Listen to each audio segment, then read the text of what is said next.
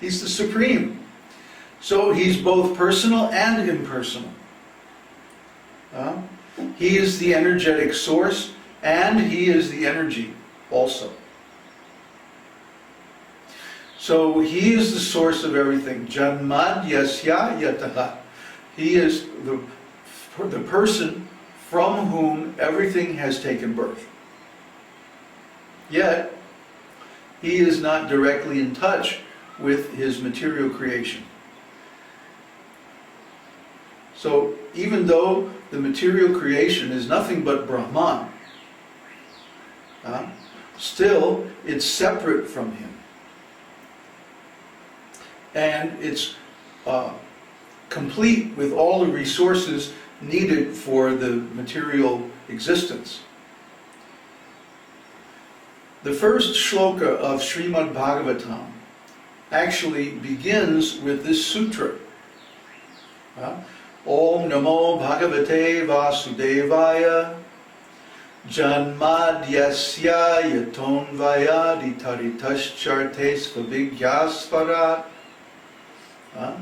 Tene Brahma Hridaya Arikavaye Muhyanti Yatsuryaha Tejo Varim Ridanyata Vinimayo Natra Trisargo Mrisha Dhamna Svena Sada Nirasta Kuhakam Satyam Parang Dhimahi.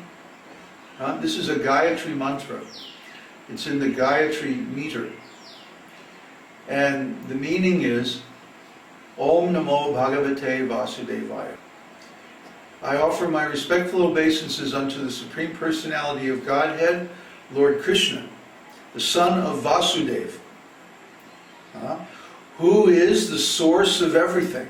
Janmadyasya yataha. That's how the Srimad Bhagavatam begins.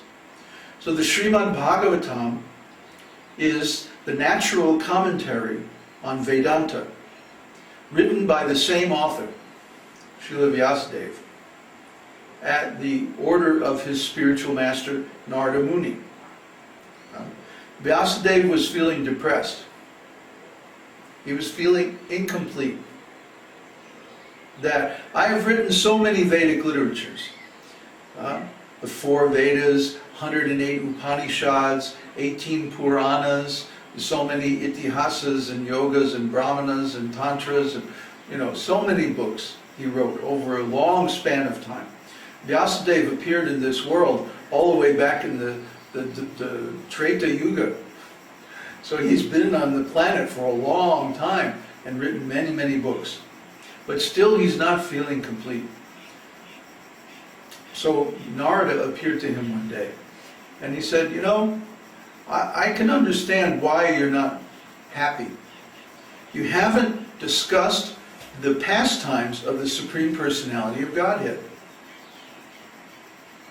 You wrote about Karma Kanda in the 4 Vedas, and you wrote about Jnana Kanda in the Upanishads, and you wrote about Upasana Kanda in the Tantras and stuff like that, but you haven't described the actual summum bonum, the highest good.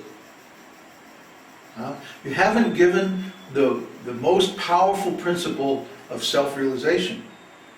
You know it because you're complete in everything, but other people don't know it and they won't get it from the Vedas because the Vedas speak in very esoteric language. You have to speak plainly and tell them the absolute truth. Then you will be happy. Then you will be complete. Your purpose will be fulfilled. So Vyasadeva sat down and he went into meditation. And he was meditating on so many different things. Mainly, he wanted to point out how the real truth is hidden in the words of the Vedas. Just like recently, we put a quote from Srimad Bhagavatam on the masthead of every page in our main site. And it says, the Vedas deal in esoteric descriptions In other words, they don't tell the plain truth. The truth is somewhat confidential. And Krishna says, I am pleased by such confidential descriptions. Why? Because if you give the truth to a rascal, they'll simply commit offenses. Isn't it? If you tell a rascal what's really going on, they'll just try to take advantage and like that.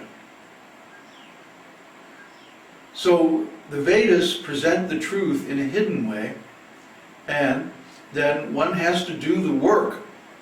He has to approach a spiritual master and do service and inquire and get his questions answered in a way that he can understand. Not everybody can do this, and certainly nobody can just go through the Vedas and figure out what the real meaning is. So Vyasadeva was thinking, how can I show what is the real meaning of the Vedas? And he was going through the Upanishads, going through so many different Vedic literatures, and he was thinking, how can I reveal the actual meaning here? Because in the old days, there were many spiritual masters, and if a person wanted to know these things, he could go to a spiritual master and find out. But these days, it's not possible for most people to have a real spiritual master. So, they needed some guidance. And Vyasadeva was in meditation thinking, how can I reveal this real meaning? And he was writing down all these sutras, like notes, like when you're sitting in the class and the professor is lecturing and you're writing down the notes and what he's saying. So, in that case, if somebody looks at your notes, it would be incomprehensible to them, because you're writing in a kind of shorthand. Similarly, the Vedanta Sutras are Vyasadeva's shorthand notes. But then, he took when he wrote Srimad Bhagavatam, he expanded all those notes, beginning with the second sutra, Janmadhyasya Yataha. Well, why did he begin with the second sutra and not the first sutra? Well, actually, the whole Srimad Bhagavatam is about inquiry into Brahman. He didn't need to specifically quote this first sutra because it's in every page and every shloka of Srimad Bhagavatam. That's the theme. That's the theme. So he begins right away from the answer. If you inquire into Brahman, what's the answer? Om Namo Bhagavate Vasudevaya. Krishna is the Supreme Personality of Godhead, the son of Vasudeva.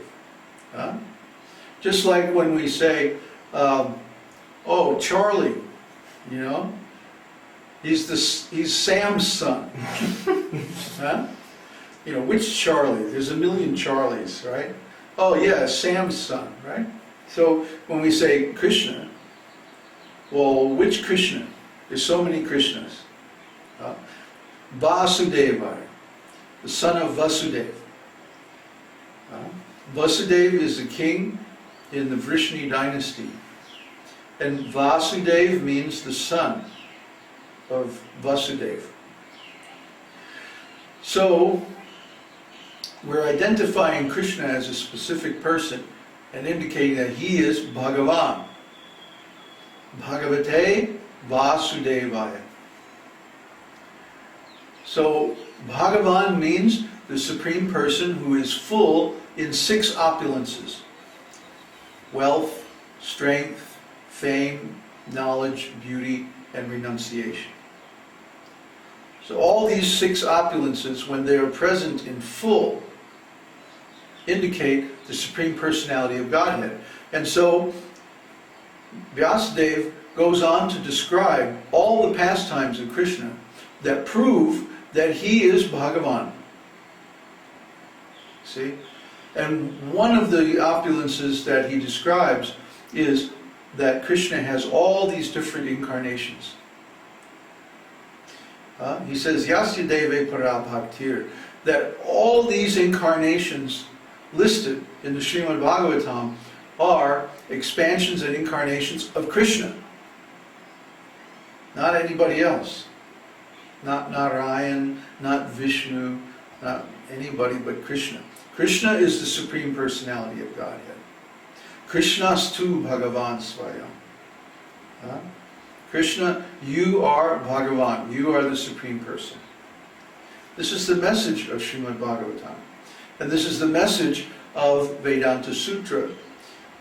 Expanded. Instead of little sutras like Janmadhyasya Yataha, he expands it. Janmadhyasya Yaton Vayadi Taritascha Vigyas Varat. Tene Brahma Hridaya Adikavaye Muhyanti Asurya. He showed Lord Brahma how to create the